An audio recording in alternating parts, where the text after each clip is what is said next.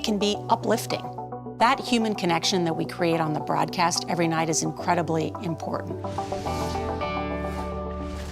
When it comes to the money you spend every day, we have you covered every morning. Making money makes sense. Weekdays on CBS Mornings.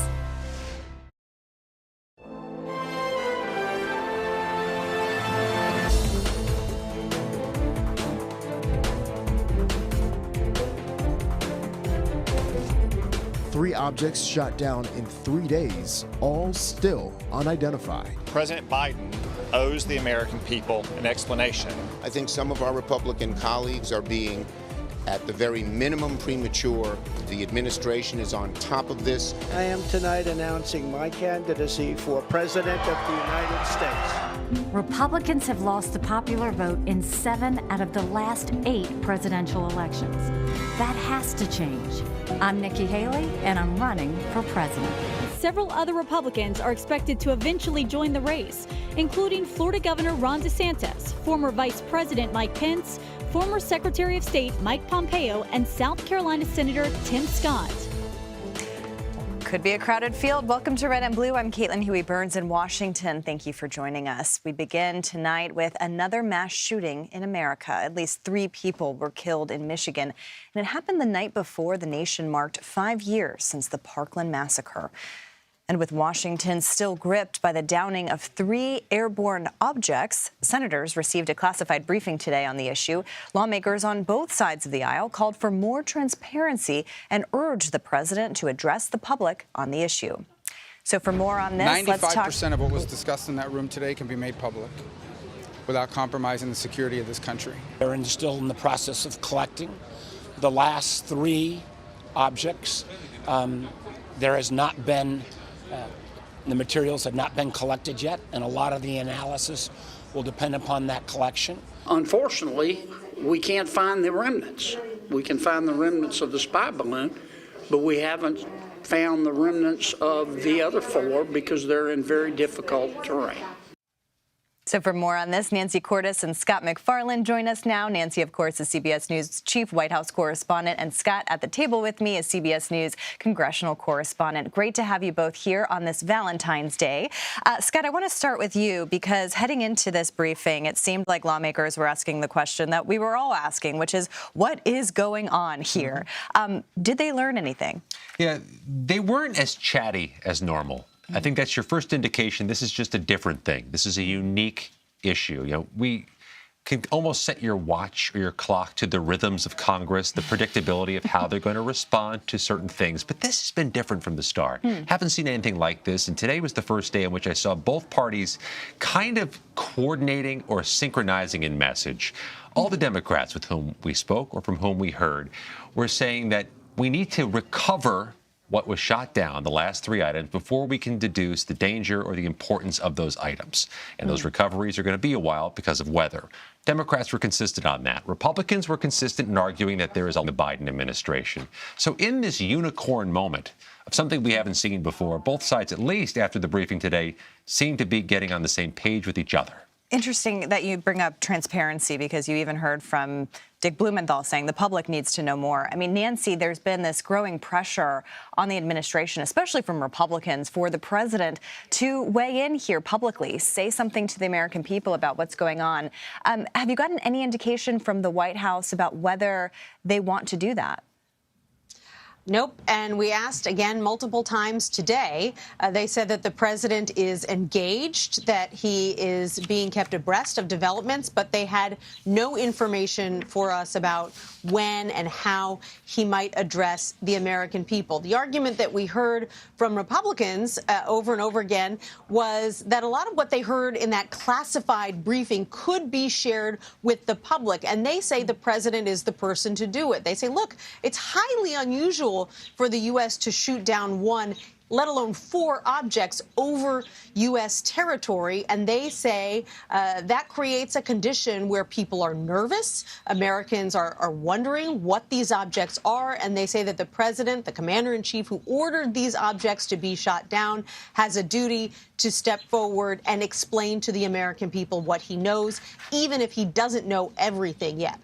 And Nancy, on that note, you asked a really good question in the briefing today about kind of the process of shooting these objects down. Can you talk a little bit more about what the White House said or didn't say in response to your question, and what that process is like, and how these instances seem to kind of differ? I mean, the first one seemed pretty serious, but lawmakers today were saying that there is no threat at this point.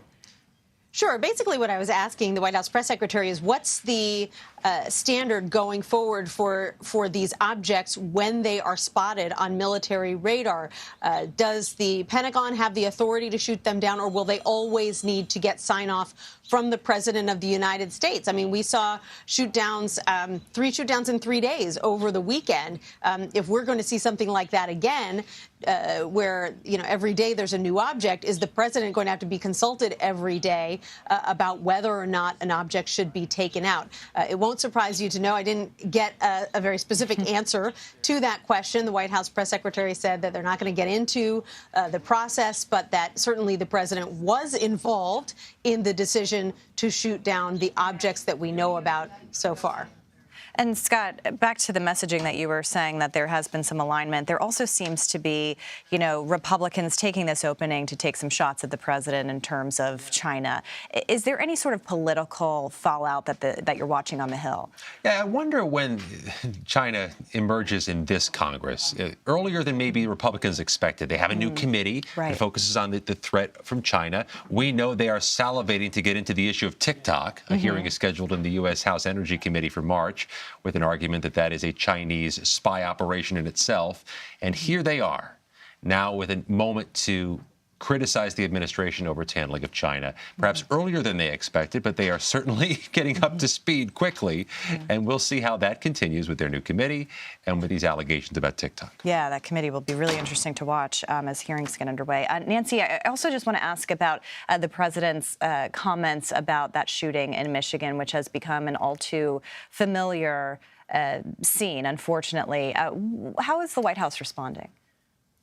Well, they're responding the way that they have to respond with depressing frequency to mass shootings like this one by expressing their heartfelt regret for the families of the victims and talking about the fact that the president has, placed a call to state officials to offer any assistance that he can provide to make sure that they have everything that they need. I mean, it's the kind of statement that we just see over and over again because there are so many mass shootings in this country. Beyond that, the White House went on to say, and the president went on to say in his statement, something that we've also heard very frequently from this president, which is that in the wake of yet another shooting, he is renewing his calls for another assault weapons ban on high-capacity magazines and requiring background checks on all gun purchases. So some of the policies that he's been pushing for quite a while, but obviously has not been able to make any headway on. Yeah, and he certainly pushed that at the State of the Union last week. Scott, I want to switch gears a little bit because you interviewed Congresswoman Angie Craig, who was assaulted outside her, or inside, I should say, her apartment complex last week. What did she tell you? I mean, seems like a serious attack, and I'm kind of curious whether there's going to be any legislative response. We've heard a lot about political violence. This was just random violence. Angie Craig, beginning her third term as a Democrat from Minnesota in the U.S. House, was in her apartment complex elevator. A man, according to police, trapped her in there, demanded to go up to her apartment and into her apartment, punched her, grabbed her by the neck. She threw hot coffee on him to escape at the next elevator stop and did so. Here's more of our interview with Angie Craig and what she had to say about that day and moving forward. As scary as this is, you don't seem shocked that it happened. Look, I got really lucky now that I know just how many times he's assaulted other people. I was assault number 13 on his record. And I'm going to do everything in my power to make sure there is not a 14, a 15, a 20. The defendant from D.C. charged with a 10-year felony. He's in jail pending trial. It is his latest criminal offense, according to his records. And what Congresswoman Craig is saying is this underscores the need for criminal justice reform, perhaps legislation to reduce the frequency of repeat offenders, or how to deal with those with mental health concerns or drug addiction. I mean, that seems like an area ripe for some bipartisanship, especially with crime being a big issue in the past midterm. Do you see any appetite for that now that it's one coalition of moderates who has a piece of legislation that would require local prosecutors to better track data on prior offenses for people they charge, plea agreements, and release of people they charge, people who may have the potential to reoffend. Okay. And Nancy, going back to the White House, Ron Klain, who has departed as chief of staff to the president, gave an exit interview of sorts today to the New Yorker, kind of talking about his legacy. How is the White House kind of preparing for this new era with a new chief of staff, and how to deal with this divided Congress? Well, he's going to have to dive in head first because there's so much going on. Obviously, they're currently dealing with a potential of an escalation of tension with China. Obviously, the president just laid out his priorities for the next year in his State of the Union, many of which will be very difficult to achieve in a divided Congress. And, of course, looming over all of this is the potential for the president to announce sometime in the next few weeks his bid for re-election, at which point you'll have the White House operating in one lane and the Biden re-elect effort operating in another lane, and they will try to work in tandem. But that just creates an added layer of complexity to all of this. So Jeff Zients definitely has his work cut out for him. Yeah, and with Nikki Haley jumping into the mix today, 2024 has already begun, at least on the Republican side, and we'll follow all of it with you both. Nancy Cordes and Scott McFarland, thank you so much for your time. We appreciate it. And California Democratic Senator Dianne Feinstein will not run for re-election in 2024, she announced today. The 89-year-old has been in the Senate since 1992 and says she will, quote, intend to accomplish as much for California as she can through the end of next year when her term ends. California Governor Gavin Newsom called Feinstein a powerful champion for California, and former Speaker Nancy Pelosi called her a titan in the U.S. Senate. Senate Majority Leader Chuck Schumer talked about her legacy on the floor. She's a legend in California as the first woman senator, a legend in this Senate. She was the leader on so many different issues: assault weapons, environment, women's rights, and so much else. Democrats Adam Schiff and Katie Porter, who are both currently serving in the House, announced last month that they will run for Feinstein's seat. Meanwhile, Democratic Representatives Barbara Lee and Ro Khanna are also considering runs. Donald Trump is no longer the only Republican vying for the party's nomination in 2024. Why former South Carolina Governor Nikki Haley thinks she's the person to take back the White House for Republicans. You're streaming Red and Blue, reporting across the political divide.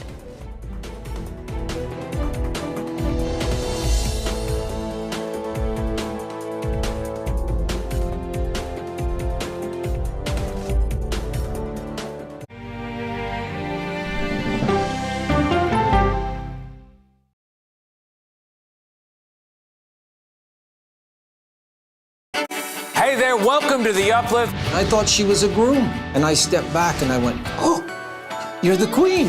She's gonna be with me every instant that I'm alive. I just wanted to see if you'd go to Disneyland with me today. I look over at him and he's smiling. I'm gonna remember that the rest of my life. They told us when he was gonna be born, he was only gonna live for 30 minutes. It's really a miracle that he's with us today. The Uplift, stream now on the free CBS News app. You ready? A generation of kids opens up on CBS Reports. I just want to be like a regular kid. Their world, their struggles, their voices. What if I was white? A lot of people like to call names and make you feel ashamed for being proud of who you are. Now streaming racism. I feel like it's just a war zone between all different races. Will this generation continue the problem? The kids pushed them away and didn't want them to be there because of their race. Or be the solution? We just need to keep raising our voices. We're all human and we don't deserve that type of treatment just because of how we look. Are the kids all right? Racism, now streaming on the free CBS News app.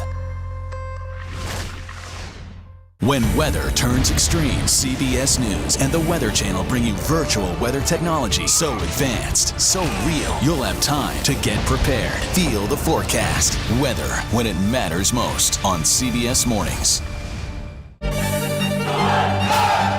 An original documentary from CBS reports tensions rising between a powerful country and a vital island. The supply of this technology came grinding to a halt. The world would grind to a halt. Absolutely. As Taiwan faces threats and aggression, Taiwan is on the front line, and we understand our responsibility as a democracy. We cannot fall. CBS News examines whether they can defend themselves. Putin, Ukraine, China, Taiwan, there are manifestations of the battle between autocracy and democracy. And that is a fight that we're all engaged in. Defending Taiwan, now streaming on the free CBS News app.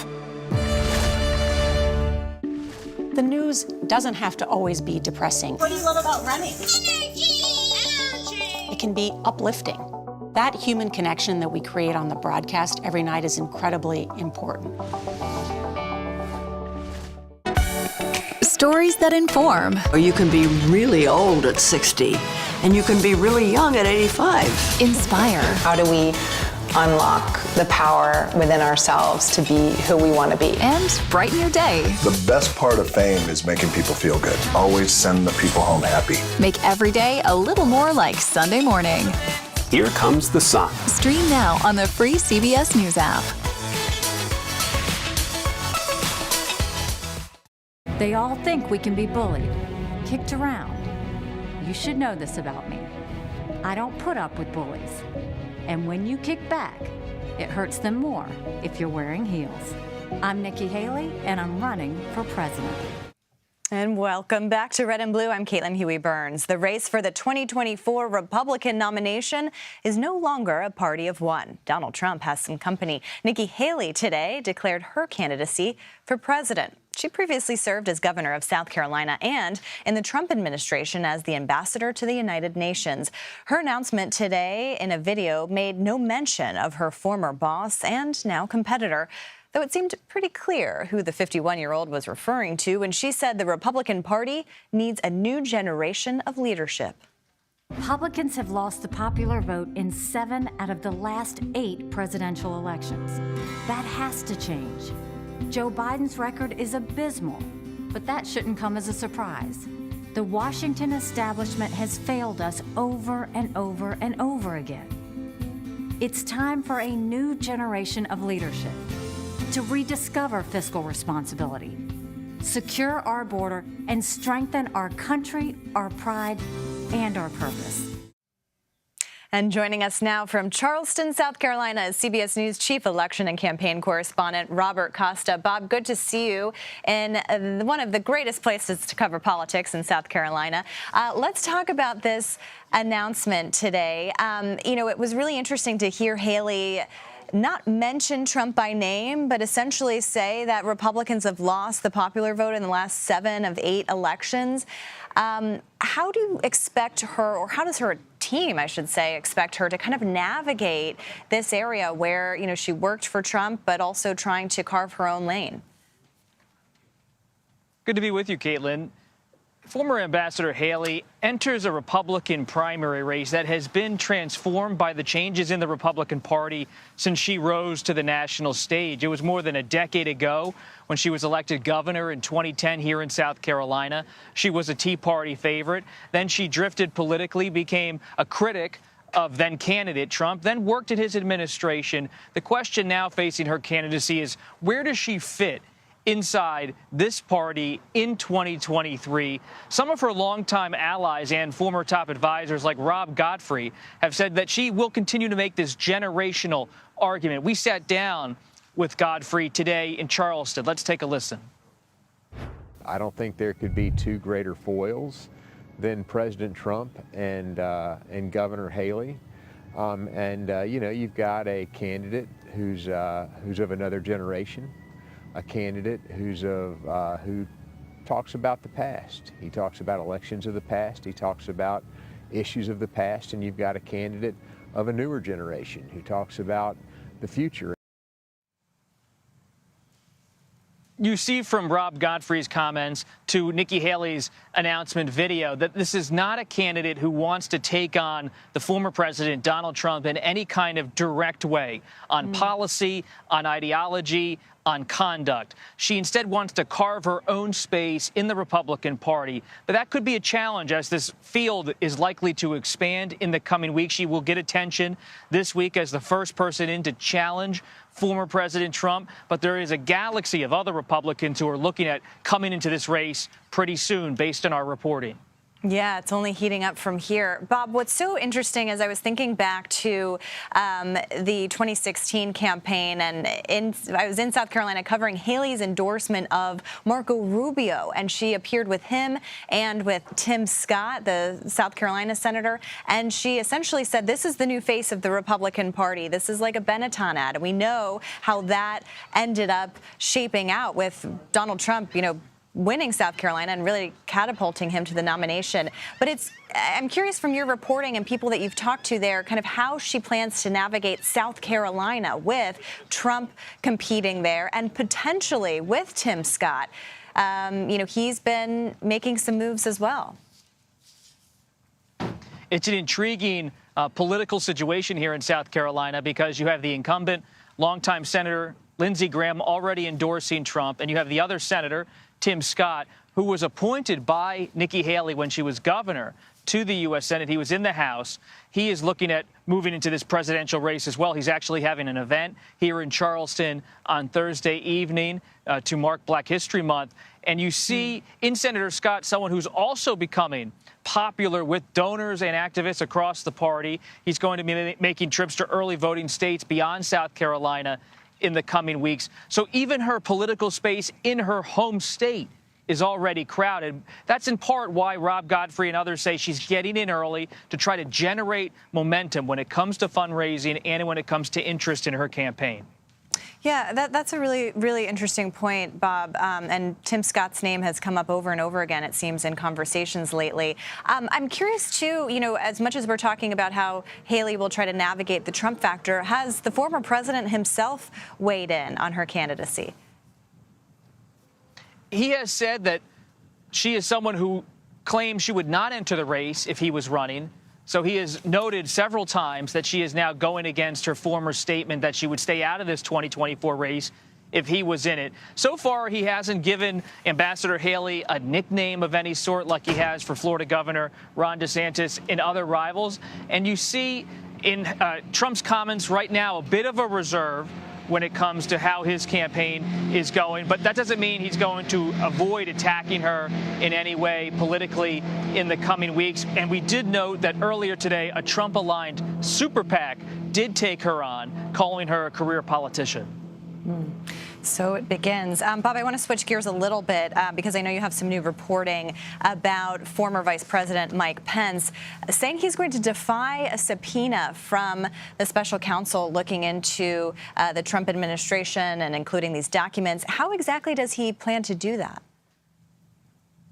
Well, based on our conversations with sources close to former Vice President Mike Pence and his legal team, he is going to argue that he, as a former vice president, is also a former president of the Senate, and he's going to mount a legal argument on legislative grounds. It remains to be seen how this is all going to play out. It's a legal showdown between Pence and his team and the Justice Department, this new special counsel investigating former President Trump and his conduct, the conduct of his allies in and around January 6th and the Capitol attack. But they all want to hear from Pence over at DOJ because he was in the room with Trump in the Oval Office, January 5th, 2021, the eve of the insurrection, on the phone with Trump on the morning of January 6th, the day of the Capitol attack. So he is a firsthand witness, an eyewitness to a lot of what happened before January 6th, on January 6th, of course, inside the Capitol with his family going to a secure location in the basement area of the Capitol during the attack.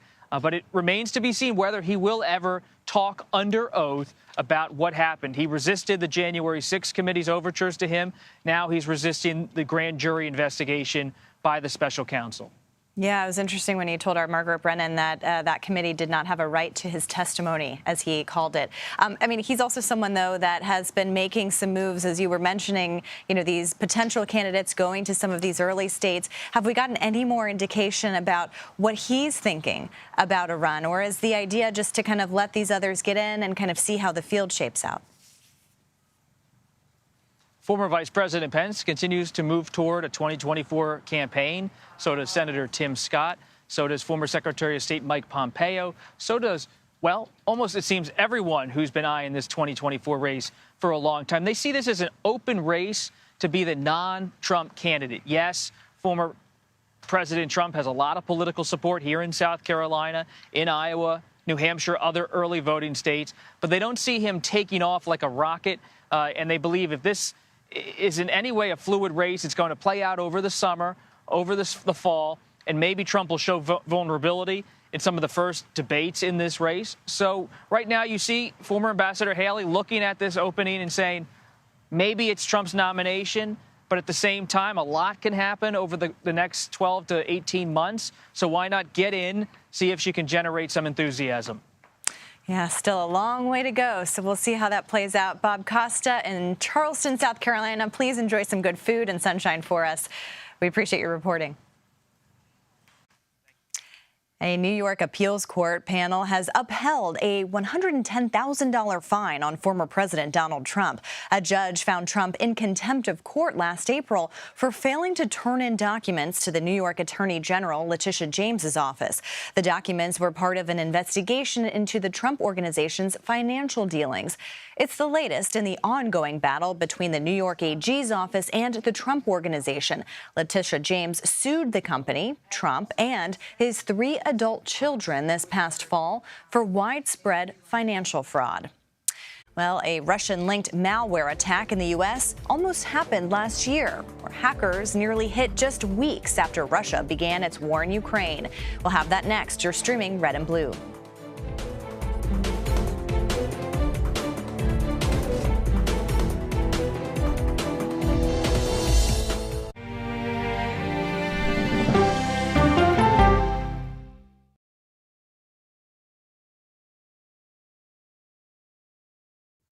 An original CBS Reports documentary. Yoga and wellness has become a place of anti-science. Online clickbait. The algorithms feed you content based upon your own fantasy. Potentially at my peril. There's no question about it. Spreading digital disinformation. Their entire yoga studio and spiritual community got so embedded in all of the QAnon stuff that it became a sick place. Why pro-health people are fertile ground for anti-science messages. We can just go into the whole mask thing. A lot of us just believe that's symbolism for silencing people. People are locked in this mindset. They've been taught to accept what the medical doctors say. No longer are you going to be willing to take any medical advice. It's a big problem that we urgently need to address. An original CBS Reports documentary streaming now. An original CBS Reports documentary. We need to put an end to this territorial status. Will statehood create a better Puerto Rico? So that we have the same quality of life that you see in the States. What do you worry about? Me living here in the future. They're giving incentives to non-Puerto Ricans to come to Puerto Rico and extract our natural resources and take over our land. Vacation in Puerto Rico, and in exchange for that, you don't pay taxes. Why would I allow somebody who abused me for 123 years to then consume me? An original CBS Reports documentary streaming now. People from every corner of America facing challenges. Everyone is just looking for some type of connection. Just raise your hand and say, hey, I'd like to help. Coming together to find solutions. We are going to do something about it. Their stories are our stories. Welcome to Eye on America. Stream now on the free CBS News app. After decades in the public eye and public service, this mother-daughter duo is now talking about gutsy women. What's the gutsiest thing you've ever done? We go person to person with Secretary Hillary Rodham Clinton and Chelsea Clinton. Now streaming on the free CBS News app. Stories that inform, inspire, and brighten your day. The best part of fame is making people feel good. Make every day a little more like Sunday morning. Here comes the sun. Stream now on the free CBS News app.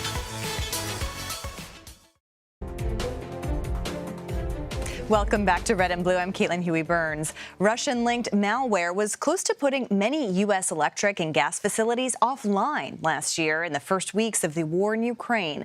That's according to the head of a top cybersecurity company called Dragos, who said hackers used software to try to crash around a dozen U.S. electric and liquid natural gas sites, but ultimately failed. A spokesperson for the Cybersecurity and Infrastructure Security Agency said they have so far actually declined to comment on the malware's impact.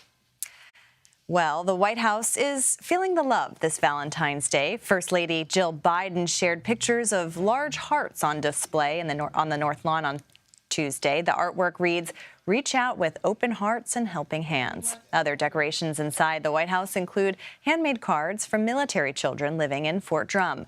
The First Lady visited the Army base last month to promote her Joining Forces initiative to better support military families. Well, that does it for today on this Valentine's Day. You can stream Red and Blue Monday through Thursday at 5 p.m. Eastern. You're streaming CBS News.